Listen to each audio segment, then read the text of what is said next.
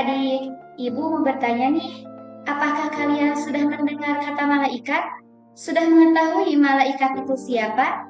Nah, adik-adik semuanya sudah mengetahui tentang malaikat seperti pengertian, nama-nama, tugas, dan sifat-sifatnya. Nah, kalian semua pengen tahu kan? Yuk ikuti video Ibu kali ini.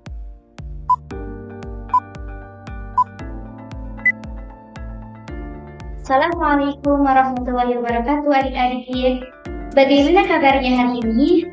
Alhamdulillah, luar biasa, Allahu Akbar. Nah, kalian masih pada semangat kan? Harus, karena orang Islam itu selalu semangat. Nah, kalian sudah tidak sabar lagi kan mau belajar?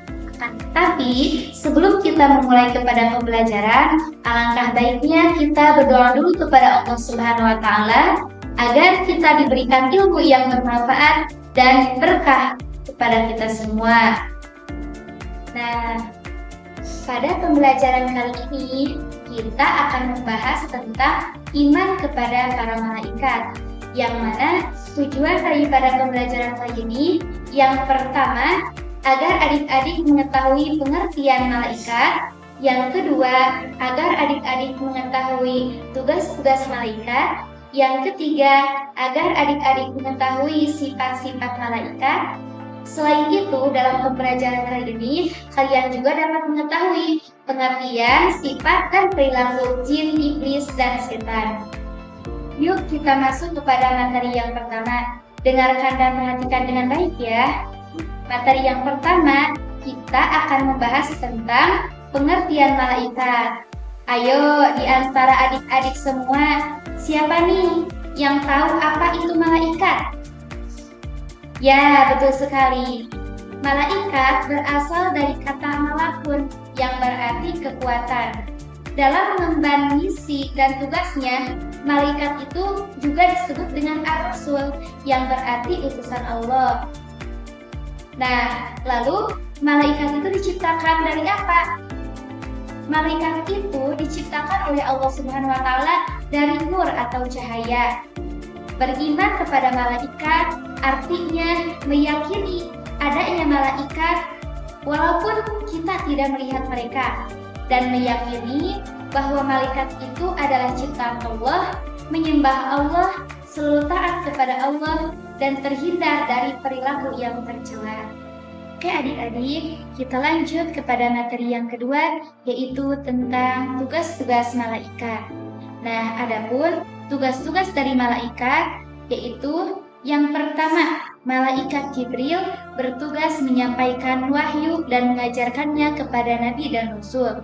Yang kedua, malaikat Mikail yang bertugas memberikan rezeki kepada semua makhluk. Yang ketiga, malaikat Israfil yang bertugas meniup sangkakala. Yang keempat, malaikat Israel yang bertugas mencabut nyawa. Yang kelima dan keenam, malaikat Munkar dan Nakir yang bertugas menanyai manusia di dalam kubur. Yang ketujuh dan kedelapan, malaikat Rokib dan Atid yang bertugas mencatat amal baik dan buruknya manusia. Yang kesembilan yaitu malaikat Malik yang bertugas menjaga pintu neraka. Dan yang terakhir yaitu malaikat Ridwan yang bertugas menjaga pintu surga. Nah, ke-10 malaikat ini ialah nama-nama yang wajib kita ketahui. Oke adik-adik, masih semangat kan? Kita lanjut kepada materi yang ketiga, yaitu tentang sifat-sifat malaikat. Nah, apa saja sih sifat-sifat dari malaikat? Yang pertama, malaikat itu selalu bertasbih kepada Allah Subhanahu wa Ta'ala siang dan malam tanpa henti. Yang kedua, malaikat itu selalu takut dan taat kepada Allah Subhanahu wa Ta'ala. Yang ketiga, malaikat itu suci dari sifat-sifat manusia dan jin seperti lapar, makan, minum, tidur, bercanda, dan yang lainnya. Kemudian, malaikat itu selalu melaksanakan perintah Allah, tidak pernah melanggar apa yang diperintah oleh Allah. Kemudian, malaikat itu bisa merubah wujudnya.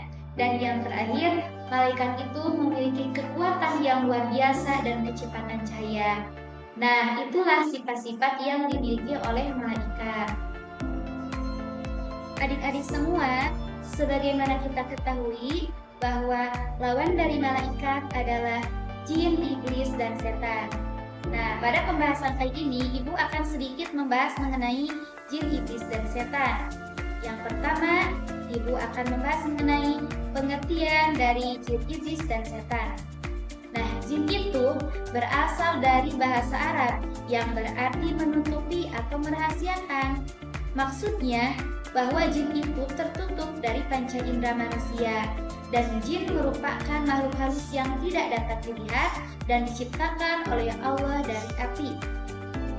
Nah, adik-adik semua tahu gak sih bahwa jin itu ada dua jenis? Yang pertama ada jin kafir dan yang kedua ada jin muslim. Nah, yang pertama yaitu jin kafir.